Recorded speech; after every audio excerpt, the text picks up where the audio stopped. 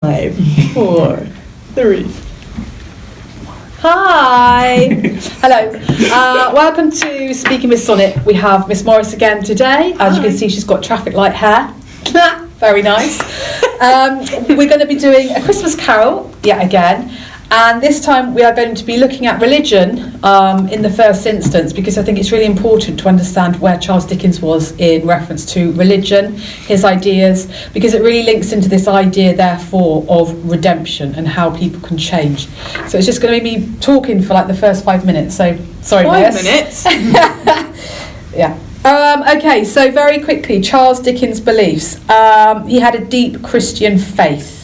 And he believed very strongly that he had a firm belief that he had a responsibility as an artist to make clear to his readers how to lead a moral life. So he believed through this idea of social conscience and social responsibility that he had to show people how to live. Sorry. And obviously during the Victorian era, it was the idea of the Christian belief, it pervaded all aspects of life. So they lived a very Christian life, with teachings of the Bible, far more so than we have obviously today. So I'm just going to talk to you about a note that he wrote to one of his friends, because this is very interesting in terms of what he wrote Scrooge as being and what he wanted to do. So Mr. Lavington, by the powers of magic, will now have some of this up as I read it. So he wrote this to a guy called Reverend D. McCrae, and he said, with a deep sense of my great responsibility always upon me when I exercise my art, one of the most constant and most earnest endeavours has been to exhibit in all my good people some faint reflections and teachings of our great master. So what he's talking about is all his good people. Bob Cratchit is a good person. They will have aspects of Christian morality and Christian teachings within them. So we can look at Bob Cratchit in this, the idea of charity, the idea of forgiveness, the idea of love, family. So he gives his good people very strong Christian undertones, and he then says, to lead the reader up to those teachings as a great source of moral goodness. He's trying to teach the readers to be good. Mm-hmm. And he also says, all my good people are humble, charitable, faithful, and forgiving. So it's really nice if you can think of those and remember those 4 words anytime you talk about Charles Dickens. Okay, humble, charitable, faithful, and forgiving. The absolute opposite of Scrooge. Exactly. The absolute opposite of Scrooge. So Scrooge's redemption, which is what we're going to talk about, the character of Scrooge has been completely redeemed. So he goes from being one of Charles Dickens's bad characters to being a good character. So what he does, and also I always teach my students this, is that he is a good character, but it benefits him, because I don't think that some of the readers would make that change simply to be altruistic and to help other people. I think there's an element of self. Do you mean because arguably he only changes in the end because he sees that if he doesn't, he'll die alone? Yeah. Is that what you mean? So he I think it's both. I think he does it so he will gain something, because on the other one, remember we were talking about Charles Dickens being left, Scrooge being left to be eaten by the cats and the rats, have a little nibble on his cheek. So yes, I think it's both. I don't think it's going to be strong enough just to say if you change, you will have a better life. Like if you do these things for other people, it will benefit them. I think that there has to be an element of it benefiting that person. Don't you? I mean, he is really moved by Tiny Tim, isn't he? And Tiny Tim's death. So I mean, you can argue that he ultimately changes because of that. But the thing he's most affected by is seeing his own death and his own grave. Yeah, he's more affected by his own death, isn't he? Yeah. Should we look at the Cratchits first of all? Yes. And think about how they are good people. Do you want to say anything about them? Well, yeah, lovely. The first time we meet Bob Cratchit and Tiny Tim, they're on their way back from church, aren't they? Yes. You can't get any better than that. Yep. And the good old wife, she's at home cooking for her family. Yes. Perfect Christian family. Okay, so page 84. So this is when the Ghost of Christmas Present takes Scrooge to the family. Do remember that we've met Bob Cratchit before when he was the clerk warming his hands up on like one lump on a candle. Can I have no? So he says, so they're joking around, and then, "Not coming," said Bob, with a sudden declension in his high spirits, for he had been Tim's blood horse all the way from church. So what sort of things would you suggest about the Cratchits that make them like one of Dickens's good people? Well, they are church-going people. Yeah. The way that they are towards each other is very loving. You know, that scene you just read out, that moment Martha was hiding from Bob in the cupboard just for a joke, but she couldn't even bring herself to go through with it because she saw her father so unhappy. She had to come out, "It's Father, I'm here, it's only a joke." Oh, thank God you're here. Yeah. But what I like to talk about as well is how realistic this is. You know, a family who have been beaten up by the society they live in. They're so downtrodden. You know, Martha's had to move out of her family home and work on Christmas Eve. No, it's Christmas Day actually, isn't it? Yeah. So she's had to work on Christmas Day and get home in the sort of late morning. And it just shows you how downtrodden they've been by society. Would they realistically be this kind and this happy? Or would they sit around grumbling about how horrible and their lives are and how hungry they are? Because, you know, they sit around eating this tiny goose. And they're like, "Oh, Mother, I couldn't do nothing." You know, "Oh, it was the best pudding I ever did see." But it's not, guys, is it? And also when Bob Cratchit says, so they say, "How did Tiny Tim behave?" This is on page 85. And so Bob Cratchit is talking about his young son, Tiny Tim. And he says, "Tiny Tim," I'm going to put a really good Cockney accent on it. All right. "Somehow he gets all thoughtful, sitting by himself so much. He thinks the strangest things you ever heard. He told me, coming home, that he hoped the people saw him in church because he was a cripple, and it might be pleasant to them to remember upon Christmas Day who made lame beggars walk and blind men see." Ian Bill. Ian Bill. I've lost everything. I've got nothing left. That was great EastEnders. It was really good, yeah. Again, how realistic is it for how old do you think Tiny Tim would be? Because he's young. Bob can hold him on his shoulders. Yeah, but the point is he's malnourished, so he could be 25. No, I mean 3 stone. No, I mean we shouldn't really laugh actually because it's quite sad. Yeah. So I think, but like you say, that there are elements, like we said, like Charles Dickens is such a good writer. How true do you think it would be that a child would have that insight into being able to it's obviously Charles Dickens using the voice of Tiny Tim to make a point, isn't it? And he does that a lot with Fred as well and the charity workers. But no, I think that's the thing, isn't it, about this book is that's not really very believable. But then again, we were talking about this in the other talk as well, how maybe he gets away with it because it is a kind of an exaggeration and sort of tongue-in-cheek, like with Scrooge being quite so evil, and Tiny Tim being quite so insightful, and Bob Cratchit being the nicest guy in the whole wide world, even though his boss doesn't pay him enough and he can't feed his family and his children are having to go out to work. It's more believable that they would be angry and everything. But bringing religion back into this, obviously it's their faith and the fact that they're such good Christians. So they show forgiveness here, don't they? Especially Bob Cratchit, because the wife, Mrs. Cratchit, says, it should be Christmas Day, I'm sure, said she, on which one drinks the health of such an odious, stinging-hearted, unfeeling man as Mr. Scrooge. You know he is, Robert. Nobody knows it better than you do, poor fellow. My dear, was Bob's mild answer, Christmas Day. So forgiving. You know, because at that moment we're like, yes, there's a bit of grit to the Cratchit family. Go, Mrs. Cratchit. Yeah. And then Bob has to remind us all, no. And actually, realistically, they would probably be like, you know, he would be like, yes, I can't provide for my family because of Mr. Scrooge. And obviously, another reason why the Cratchits are exaggeratedly positive is because he was trying to educate the rich readers that not all poor people were wicked. which is what rich readers actually thought, wasn't it? Like they were wicked and lazy. And exactly, there was a common misconception at the time, and maybe even now as well, that poor people are poor and it's their fault they're poor, when actually it's not. It's a cycle. Like, if you can't afford education, and education is the only way to get a job, how are you supposed to get out of that cycle? It's societal, isn't it? It's societal influence. But so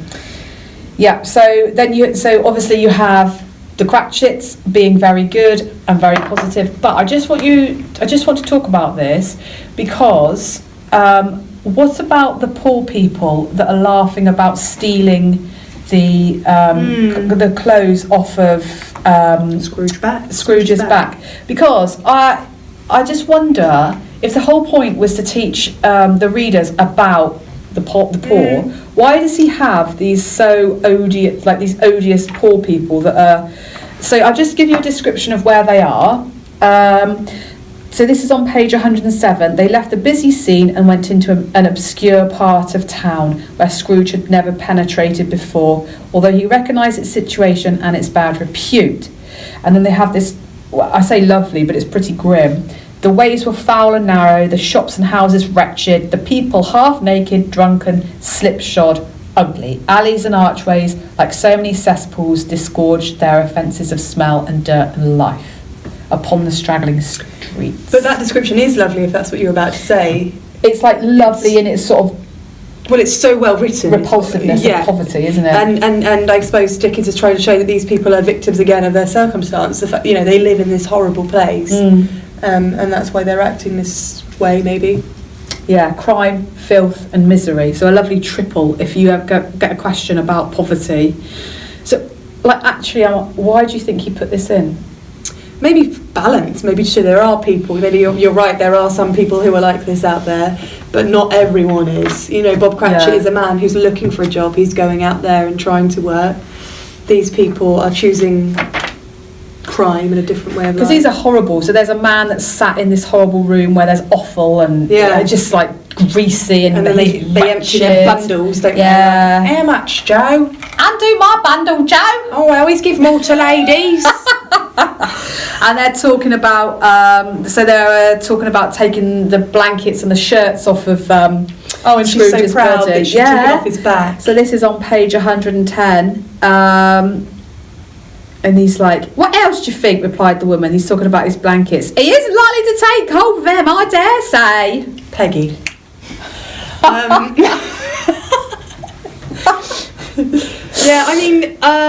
Maybe it is to show there are people like this in this world, and ultimately this is used to make Scrooge change, which leads to his redemption. Do you think in this aspect, because this goes for Christmas yet to come, and this is all about fear, do you think this is about the fear of ending, as a rich reader, of ending up in any way associated with these disgusting poor people? And the thought that things could be just stolen from your house. Yeah, stolen from the body. Because again, remember, they were so religious that they thought that the dead body should be treated respectfully, like Tiny Tim's body is. When they're all, I know we talked about this last time, when they're all lying around, he's lying in his bedroom, and that lovely contrast of Tiny Tim looking so peaceful lying there, contrasting with Scrooge, who's got rats at the door and people stealing clothes off his back. So he's like they're naked, basically. Yeah.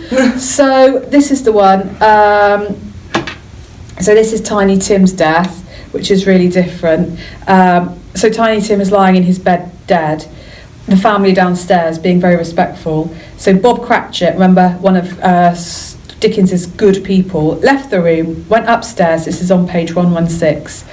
Into the room above, which was lighted cheerfully. So remember what we were talking about yesterday, the difference in the light imagery, the light and dark imagery. So Scrooge is dead, lying in the dark, whereas there's all the candles lighting the bedroom. And hung with Christmas. There was a chair set close beside the child, and there were signs of someone having been there lately. So it's like, even in death, Tiny Tim isn't alone. He has members of his family going up and sitting with him, which I think, again, the idea of love, the idea of family, the idea of being close to people. Like, this is what you could have had, Scrooge, if you hadn't pushed everyone away. Poor Bob sat on it, and when he had thought a little and composed himself, he kissed the little face. He was reconciled to what had happened, and he went down again quite happy. Now, I think that is actually something quite lovely in the fact that he sits with him and he allows his sadness to come out and dissipate, and then he kisses him. And also, he reconciled to what had happened. So there's an element of being... trusting in God in a way. Yeah, trusting in God, trusting in this is the right thing that has happened, putting his faith in God. And the fact that he's happy, and I think he says again on the next page, I'm very happy when he's talking to his family. I am very happy. So this is on page 118. You would only feel that way if you believed in heaven, wouldn't you? If you believed Tiny Tim was going to a better place.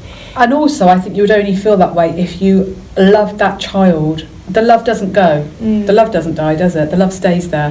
So he says to his children on page 118, I know, my dears, that when we recollect how patient and how mild he was, although you was a little child, we shall not quarrel easily amongst ourselves and forget poor Tiny Tim into it. No, never, father, they all cried again. Which is something so tender and touching. The whole way that the Cratchit family deal with death is so filled with love and light and everything that you would expect from people who were devout. Because like you just said before, they don't believe that death is the end. No. They would think he has gone to a better place, wouldn't they? No, and they'll have trust in it, that they've been praying, and they have trust in the system, that it'll be okay for him in heaven. But listen to this. This goes back to what you said. So this is just after Bob Cratchit has seen Tiny Tim and has seen the family. He then sees Mrs. Cratchit kissing his daughters. But then he says this, Spectre, said Scrooge, something informs me that our parting moment is at hand. I know it, but I know not how. Tell me what man that was whom we saw lying dead. So he doesn't actually ask about Tiny Tim. He goes back to the man who was lying alone. Why do you think he does that? Well, I guess he's got a feeling that's... Well, they showed it to him, so he knows it's related to him, but maybe he's got a feeling that was his body and he wants to know the circumstance. Although saying that, he does seem very shocked when he sees his grave at the end, in a minute, on the next page. You can't believe how shocked he is, can you? No. You're like, why didn't you see that before? The dead body was in your house, in your bed. Pretty shocked, wasn't he, when he actually saw his own name at the gravestone? Yeah. He was more shocked. That caused the greatest reaction to him. The only other time I think there's been a reaction has been when he saw Belle finishing that relationship. I mean, arguably, it's not that his death was the worst, that was the thing that made him change. Arguably, it's been the entire process, and that was just the last thing in the process. So maybe he's not as selfish as we're painting him to be. Maybe it was the final straw kind of thing, and everything added together is what made him want to redeem himself, to change. And seeing how the Cratchits reacted to death will have shown him the faith that they had in their religion and how important that is to be a nice, kind person. And also you could suggest in a way that they are then, because of being good people and of changing Scrooge's way, in a way they are then rewarded by Tiny Tim not dying. So it's kind of like saying be devout and you will be rewarded either way. What about the bit where Tiny Tim says, because I think he says it twice, doesn't he, in the book? He says, God bless us, everyone. Yeah, he says, God bless us, everyone. So he says that at Christmas, which again, you would think, well, why is, however old he is, child being the one that says, God bless us, one and all. Yes, page 87, God bless us, everyone. Yeah. And I think actually it's one of the very last things that they say in the book, isn't it? This idea of God and God blessing. And obviously Christmas would have been, obviously, maybe it goes without saying, but Christmas would have been a time to celebrate Jesus and God. The very last line on page 129, God bless us, everyone. As Tiny Tim said. Tiny Tim, the young Messiah. It's Tiny Tim.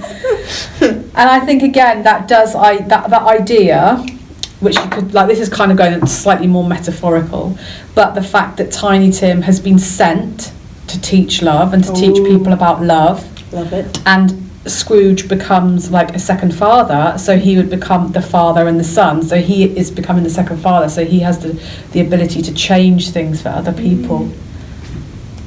So he can. So I think in a way that you could sort of think that these people, they could become godlike because they would have the power to change the lives of the poor.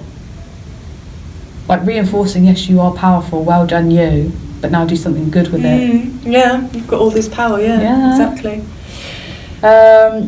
So obviously then there's Scrooge's massive redemption when he wakes up and he's really happy. Do you want to say anything about that, about how he actually is at the start of stage 5? Well, it's wonderful. It's my favourite part to read because the things he says. He says, I don't know what to do. I'm as giddy as a drunken man. Where's the bit about being a baby? That's my favourite bit. Scrooge says, I'm quite a baby. Never mind, I don't care. I'd rather be a baby. Hello, whoop. Hello here. I love his use of language there because he's so excited and he's so happy to have a second chance and to be able to redeem himself, which is what it's all about. And Christianity preaches that, doesn't it? That you can redeem yourself, and forgiveness is really important. And don't worry that you've done all these terrible things, Scrooge. We'll forgive you. And also this bit here where he says again, he was checked in his transport by the churches ringing out the lustiest peal he had ever heard. Clash, clang, hammer, ding, dong, bell, bell, ding, dong, hammer, clang, clash. Mr. Sir, can we have some bells when I'm doing So everything is like this linking back all the time to Christianity is good. Christianity is good. I was just going to talk about it. When Tiny Tim has died, actually Bob Cratchit comes from the churchyard. He says it's so beautiful. I wish you could have seen it. It would have made you feel happy to see. Yeah. So even there, this idea that he's going to lay in a churchyard and be close to God. I know we're going all out of order now, but one other thing that we should mention that you mentioned in the ghost thing that we did was about how the Ghost of Christmas present kind of looks. Yes. Or is kind of like Jesus. With his crown thorns, beard. It was all the rage in Nazareth at that time. Curly hair. That very clear religious iconography of the face of Jesus, and also the fact that as the Christmas Day goes on, he becomes older and diminishes. And I think that kind of hints, if you do not live the right way, this sort of thing will just diminish and go away. The goodness, the essence, the moral essence of. And then linking to the Ghost of Christmas Past, who is a light. That's obviously huge in religious. What's the word? Iconography. The light of the world, the light of, and God gave light. When you think about the Bible, it was the light. And the fact they're called spirits. The Father, Son, and the Holy Spirit. And there's 3 of them, isn't there? The Trinity. There's 3 spirits. Everywhere. Past, present and future. I think just picking up on something you said right at the beginning, just a contextual point.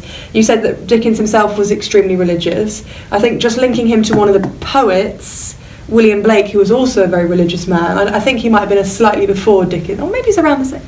No, was he 18th century?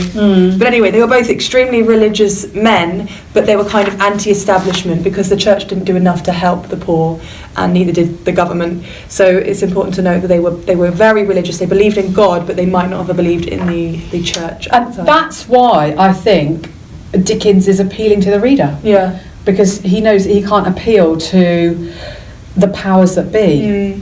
They won't do anything about it. The poor laws had come into law that actually the poor people were then put into workhouses. It was more sufferance for the poor after these poor laws, wasn't it? So let me just read you this. It says, what makes Scrooge such a wonderful character is that he really is a Dickensian everyman. He is the representation of all human beings who are seeking to find the secret of what makes life meaningful. How does one find salvation? And I think he finds it through helping others, but also he benefits from that greatly. And I think what's so nice is there's so many links in this book to death, because we live in a society where we don't believe so much in the idea of what happens after we die, whereas they wouldn't they? In the Victorian era. I was just thinking about something then, actually. I don't know if this is more of a Catholic thing. Confession. In a way, this book is him sort of confessing everything that he's been through. Or you could look at it like therapy, but maybe that's more of a modern way to look at it. But if it's like his confession and he's looking at all the things he's done in his life and then saying sorry for it ultimately at the end. Yeah, certainly the Ghost of Christmas Past, there's something confessional. The ghost is almost like just showing him, isn't he? How he's got to that point. Yeah. And what he did, you know, with Belle and Yeah. all of that sort of stuff. It's everywhere. Yeah. Religion is everywhere in this book. Yeah. Have you got anything else? No, I think So, is there anything else that you want to say about religion? I guess just one thing I kind of Christianity is be accepting, and once you kind of have accepted, but you're almost like are better off with Jesus, and you've accepted him into your life, then you're kind of become enlightened almost, and that makes you a good person almost. And it seems like that theme's kind of coming up a lot with kind of accepting a higher form. Yeah, and I think that's so true, because I like linking back to what Miss Morris says, when the Cratchits accept Tiny Tim's death, it's like he has been enlightened. And again, this linking to light, the light within you, and it's like you live a way that's almost beyond your control, because you live the way that Jesus wanted you to live. You live, you know, in God's way, and that keeps you on this path, the straight and narrow. Yeah. And if you don't deviate from that, you will live a good life. Plus, I suppose there's a whole thing of a rich man has the same chance of getting into heaven as a camel has going through the eye of a needle. Yeah. So Scrooge happened to change his ways from Yeah. caring about that. Absolutely. I think if you actually you live that way and you are enlightened, then you're on a path, aren't you? Yeah. And you go from being alive to being with God, and your physical body dies, and also there's this idea that they will all meet in the afterlife, so they will meet Tiny Tim again. Whereas Scrooge, if he doesn't behave, he will end up floating around with a chain around him. And what do they say about the meek? in the Bible, it says that the meek will inherit the earth. So obviously the Cratchits will consider themselves in that group, and they will feel like, you know, life's been tough for us, but never mind, we'll get what we deserve, kind of, in the afterlife. And I think, you know, if you live a tough life, religion gives you hope, faith, that even though life is tough, you will have a reward once you pass over into the next realm. You know, we think nowadays in society, death is so finite, isn't it? Yes. It's the end of everything. Yeah. Whereas actually, if you believe in the continuation of love and the enlightenment of God, then you're just passing through one stage and into another. That's really interesting, yeah. Maybe that's why we're more anxious now, because we don't... And also we take everything that happens to be, you know, something that we have to deal with now, whereas I think if you believe very strongly in God, it's like, well, I don't have to deal with this alone. I can put my faith in God. That will give me strength, that will give me light, and that will teach me how to behave in a way that means that I'm always doing the right thing. It's appealing, isn't it? Yeah, very, especially in times like these. Yeah, well, I would say that's the end of it. I would say that's the end of it. The end of it. Yeah. So, yeah, thank you very much. Loads of religious things, probably a lot of things that we haven't even picked on. So leave them in the comments. Yeah, so if you think of anything that you can say about religion, then please do leave it in the comments. So, as usual, Miss Morris, Miss Sonnet, and Mr. Lavington, who made a nice little appearance, and he'll be doing all the producing. So, thank you very much. Bye-bye.